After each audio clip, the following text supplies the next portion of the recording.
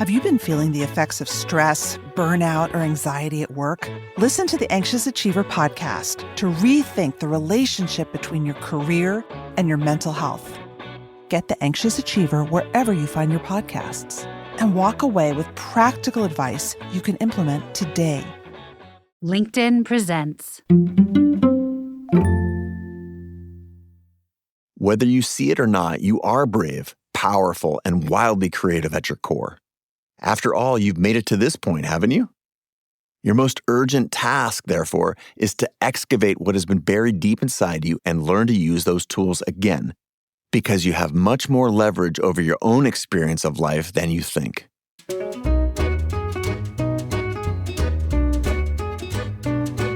What's up, people? My name is Michael Kovnat, and this is the Next Big Idea Daily, the show that makes smart people smarter by offering quick summaries of the most interesting new books written and read to you by the authors themselves.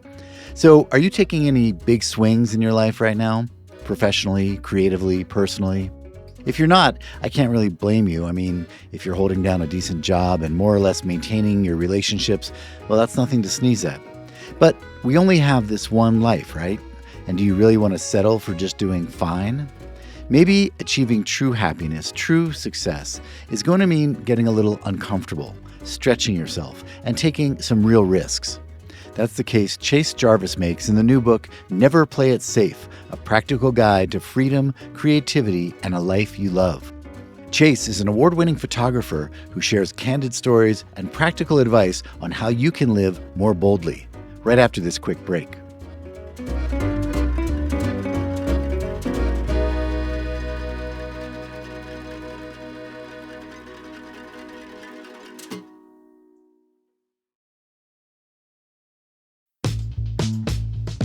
Safety is an illusion.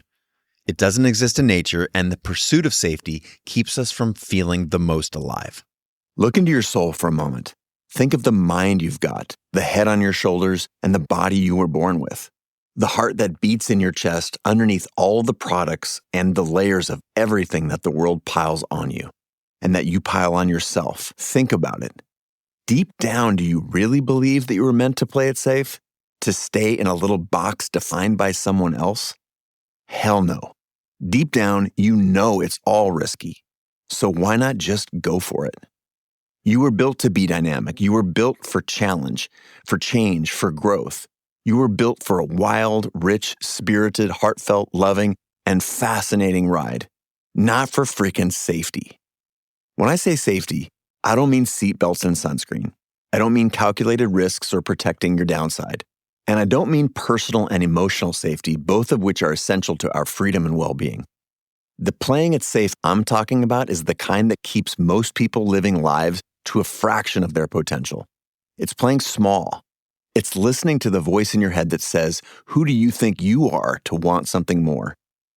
It's sometimes delicately and other times blatantly hiding from yourself, or perhaps even outright ignoring who you truly are and thereby limiting your own greatness. It is what keeps you stuck and betraying yourself, however large or small you measure it, over and over again. Playing it safe is about fear, and fear is only good for survival, not creativity, happiness, or joy. Each time, playing it safe starts as a tiny self-betrayal. But just like an explorer who was off by just 1 degree on her compass, we end up 1,000 miles from home. According to psychologist Dr. Nicole LePera, she sees people in their 20s, 30s, and 40s who played by the rules and followed the plan that society laid out for them, asking, is this all there is? That's the tragic part of playing it safe. It's insidious. Like a double agent, we're never sure if we're compromised until it's clear that we are. I know because I've lived both edges of this sword myself, both as a victim and a conqueror of playing it safe. The signs started showing up for me in 2nd grade, in Ms. Kelly's class to be exact. I was the proud creator of a weekly comic strip I published and sold at school featuring my leading character, Clyde, who looked like a cross between Sasquatch and the ghosts from Pac-Man, but was a smartass like Garfield.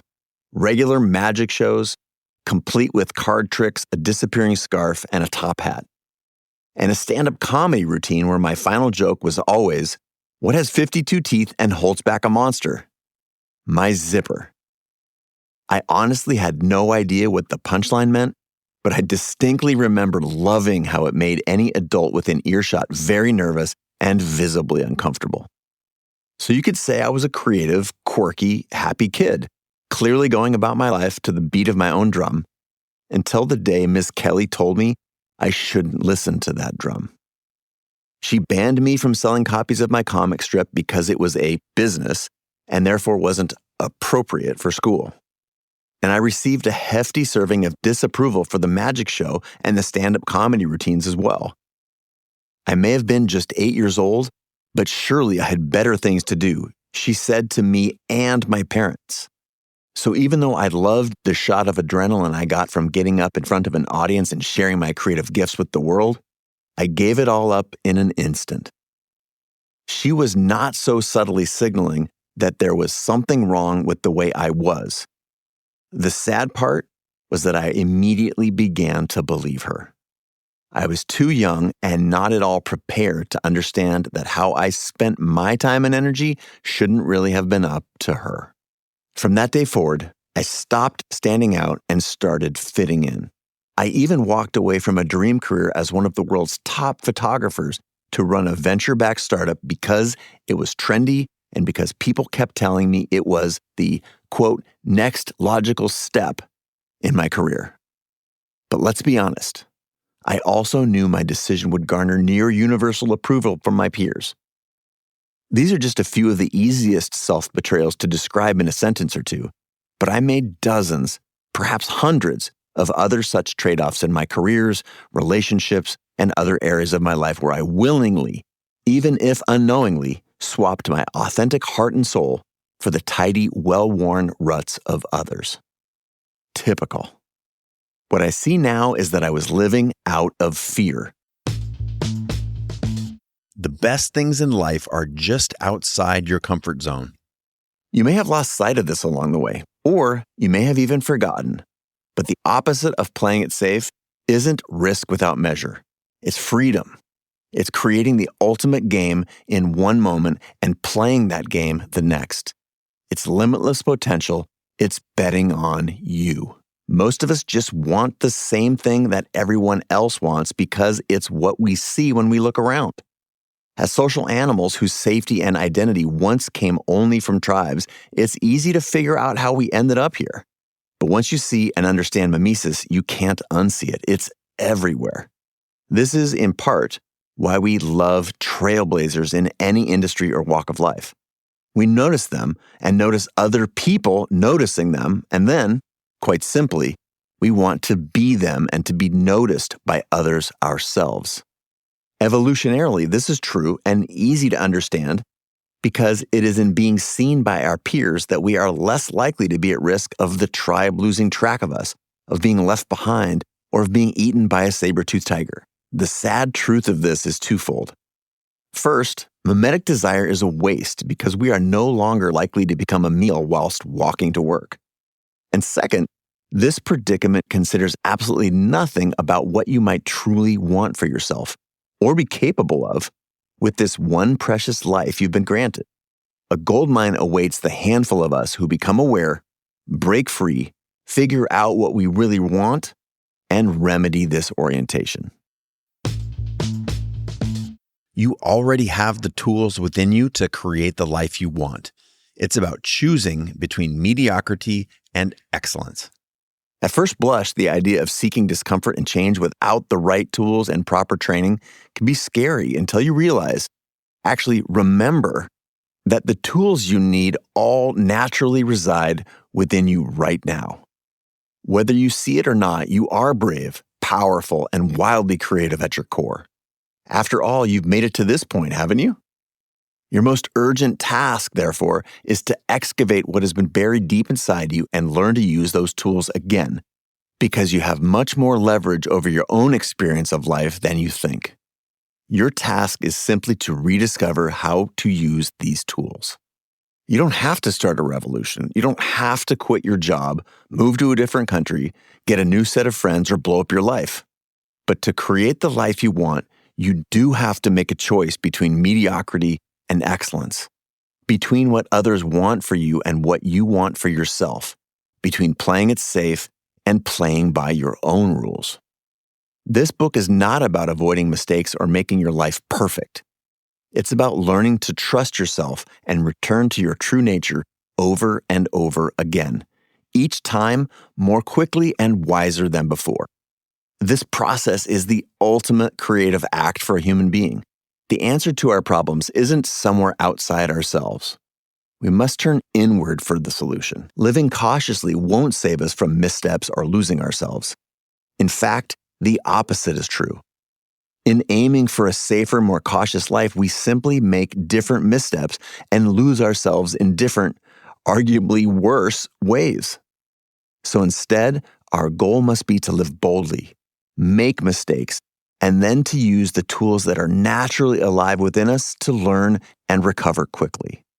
We don't need to beat ourselves up or give up on where we were meant to go. We simply have to learn to trust that we can and will right the ship. We have two lives. The second begins when we realize we have only one. What I realize in hindsight is that there are essentially just two modes of being. We're either growing or dying inside, in alignment or not, either playing for the love of the game or playing it safe. And in each of these cases, we become aware at some point that if we slow down and listen closely enough, time and again, we can always hear the whisper inside that ultimately leads us back to ourselves. Thank you, Chase. Okay, everyone, I hope you get out there and take some risks this weekend. If you got something out of today's show, please leave us a rating or review to help others find it. And remember, if you want to get a jump on your holiday gifts, how about giving a membership to the Next Big Idea Club? Check out everything we have to offer at nextbigideaclub.com and use the code DAILY50 for an incredible 50% discount on our Express membership. That's nextbigideaclub.com and use the code DAILY50 for an Express membership for yourself or a friend. This week's episodes were written by me, Michael Kovnat, and edited by Caleb Bissinger. The Next Big Idea Daily is proud to be part of the LinkedIn Podcast Network. We'll see you Monday.